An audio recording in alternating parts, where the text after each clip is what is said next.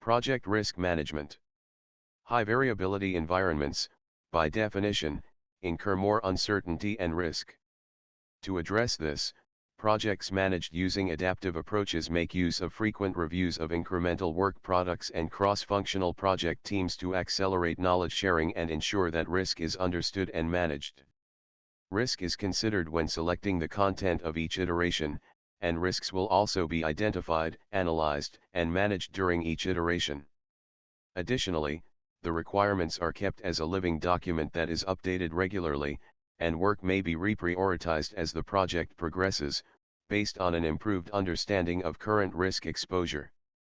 Plan risk management is the process of defining how to conduct risk management activities for a project. The key benefit of this process is that it ensures that the degree, type, and visibility of risk management are proportionate to both risks and the importance of the project to the organization and other stakeholders. This process is performed once or at predefined points in the project.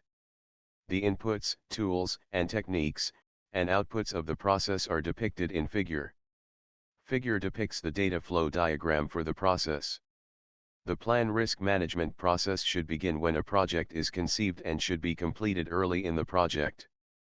It may be necessary to revisit this process later in the project life cycle, for example at a major phase change, or if the project scope changes significantly, or if a subsequent review of risk management effectiveness determines that the project risk management process requires modification.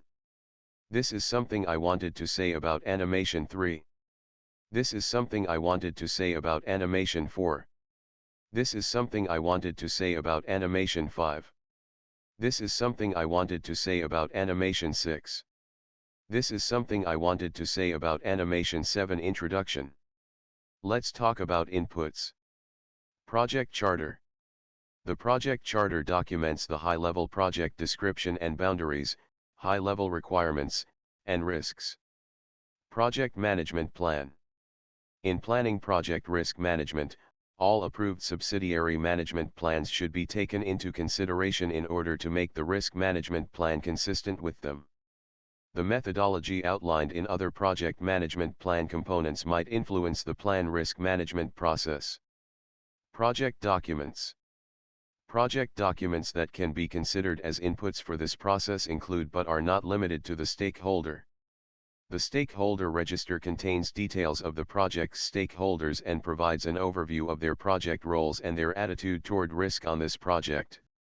This is useful in determining roles and responsibilities for managing risk on the project, as well as setting risk thresholds for the project. Enterprise environmental factors.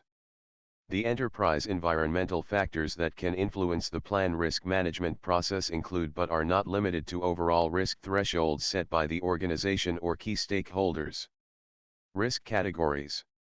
Provide a means for grouping individual project risks.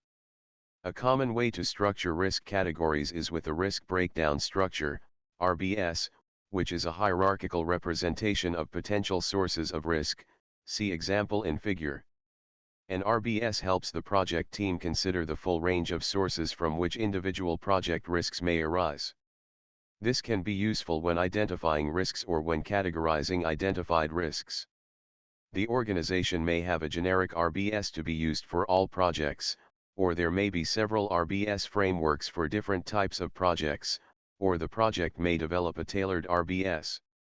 Where an RBS is not used, an organization may use a custom risk categorization framework, which may take the form of a simple list of categories or a structure based on project objectives.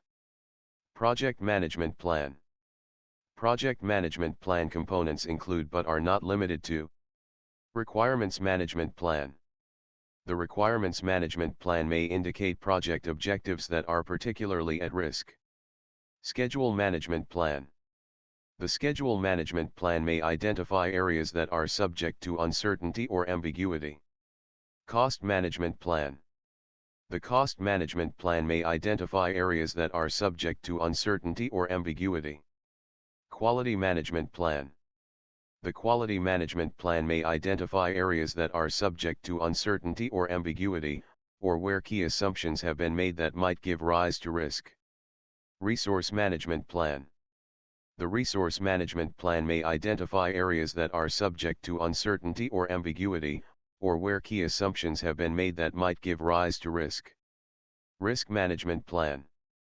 The risk management plan provides information on risk-related roles and responsibilities, indicates how risk management activities are included in the budget and schedule, and describes categories of risk, which may be expressed as a risk breakdown structure. Scope baseline. The scope baseline includes deliverables and criteria for their acceptance, some of which might give rise to risk. It also contains the WBS, which can be used as a framework to structure risk identification techniques. Schedule baseline. The schedule baseline may be reviewed to identify milestones and deliverable due dates that are subject to uncertainty or ambiguity, or where key assumptions have been made that might give rise to risk. Cost baseline. The cost baseline may be reviewed to identify costs or funding requirements that are subject to uncertainty or ambiguity, or where key assumptions have been made that might give rise to risk.